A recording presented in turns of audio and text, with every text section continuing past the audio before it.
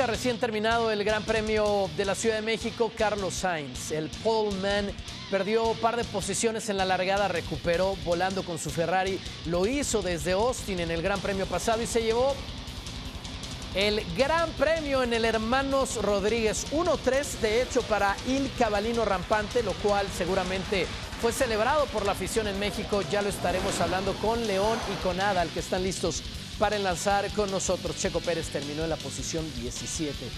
Ya tendremos los detalles. Así marcha el campeonato de pilotos en la Fórmula 1. Verstappen todavía es líder, pero Lando Norris le sacó 10 puntos. Hoy está a 47, quedan 4 citas. Leclerc, Piastri, Sainz completan los primeros 5 lugares después de lo visto hoy en el oriente de la Ciudad de México. León, Adal, bienvenidos. Lo primero, ya le estaremos dando todo el amor, toda la justicia que se merece Carlos Sainz.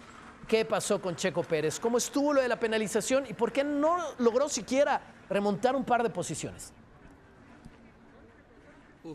¿Qué tal, Toño? ¿Cómo estás? Te mandamos un fuerte abrazo desde el Autódromo de los Hermanos Rodríguez. La verdad es que ha sido un fin de semana de pesadilla para Sergio Checo Pérez. Primero con los problemas que había tenido ayer en la clasificación, el tema de los frenos que nos decía se corrigieron para hoy. Y hoy había tenido en realidad una buena largada, había avanzado 5 posiciones. Y después viene ese percance con Liam Lawson que deja muy molesto a Checo Pérez y dice, es que nunca pasa nada.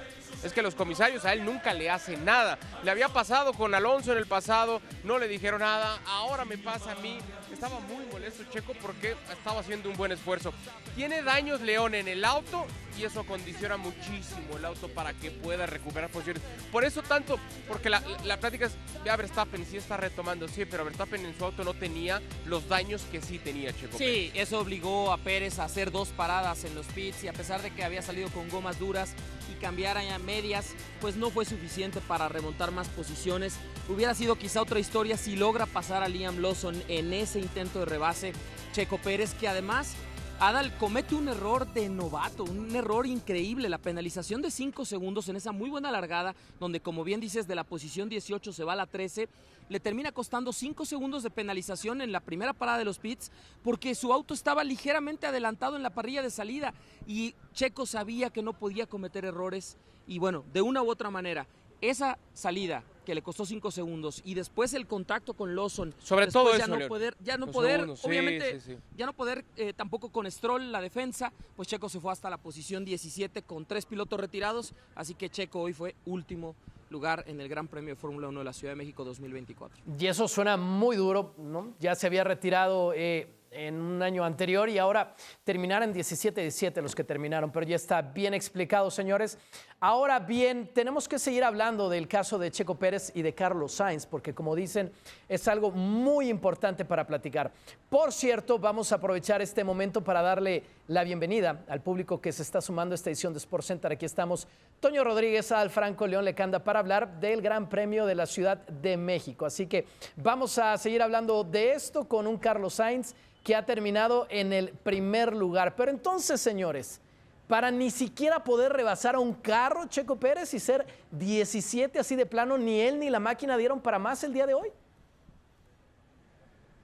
Pero hay que ser claros, Toño, hay que decir las cosas como son. Condicionado, insisto, como lo decía yo recién, por los daños que había en el automóvil. Sí. O sea, incluso a Checo lo llaman a los boxes para tratar de ganar una vuelta rápida, esa detención que hacía referencia a León.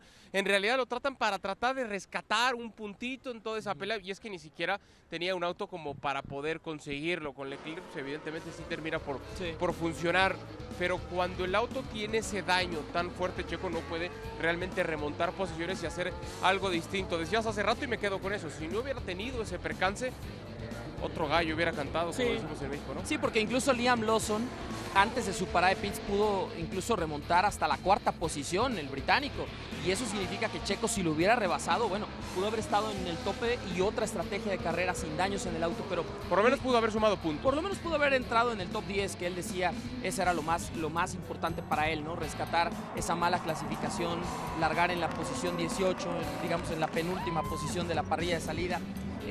Es difícil, ¿no? Para Pérez, con toda la presión encima, suma ya 15 grandes premios de forma consecutiva sin subir al podio, pero la realidad es que viene a la baja, viene en caída libre y hoy ya Ferrari, con el 1-3 de Sainz y Leclerc, rebasa en el campeonato de constructores a Red Bull. Es decir, ya Red Bull es tercero en el campeonato. Y lo que es peor, no se ve cómo pueda recuperar esa posición Red Bull en el Campeonato Mundial de Constructores. Toño, contigo. ¿Cómo se vivió? Quizás es la segunda mejor o el segundo mejor escenario. Si no ganó Checo, que ganara Ferrari para el público en el autódromo.